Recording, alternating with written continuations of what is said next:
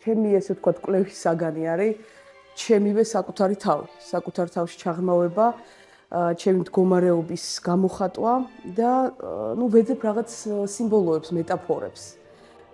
იმ გამოსახულებას, რომელიც გადატანითი მნიშვნელობით მეტაფორულად ასახავს ჩემს მდგომარეობას.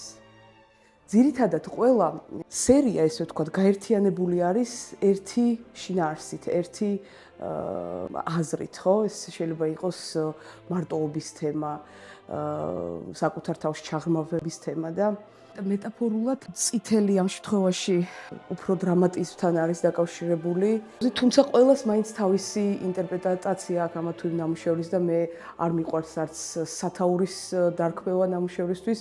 ამ ბოლო პერიოდში ამ ფერში ვარ უფრო მეტწილად და მიხვდებოდი ალბათ, მაგრამ გაჩვენებ კიდე წინა სერიას, ჯერ ამას მოვატრიალებ და ამას მე ყველაფერს ჭიმავ ჩემით. ვფიქრობ, რომ ეს ერთ-ერთი მნიშვნელოვანი ნაწილი არის პროცესის. აი ეს ნამუშევარი, ასევე ერთ-ერთი, ახალი ამ სერიაზე ვმუშაობ დაახლოებით 2-3 წელია.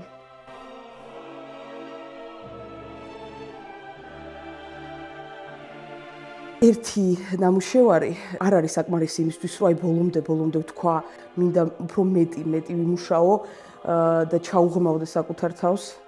და ეს მაძლევს აი საკუთარ თავის, ესე ვთქვათ, ძიების პროცესში პასუხი გავცე რაღაც გარკვეულ კითხვებს.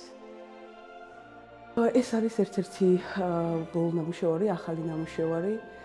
ვმუშაობ სერიებად ძირითადად, იმიტომ რომ რაღაცაერთ ვფიქრობ, რომ ერთი ნამუშევარი ბოლომდე არ გამოხატავს იმას, რაც მინდა ვთქვა და ეს სერია ერთობლივი უფრო სრულყოფილად მოიცავს იმ ჩემს მდგომარეობას, რომლის გამოხატვაც მინდა.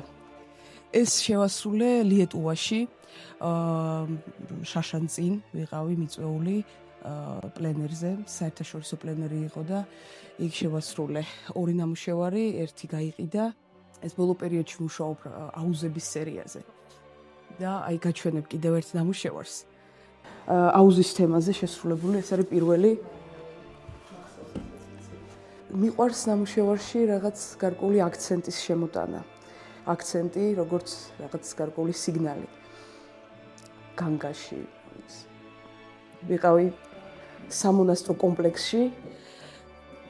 პატარა ქალაქის, რომელსაც ქვია ტროშკუნაი.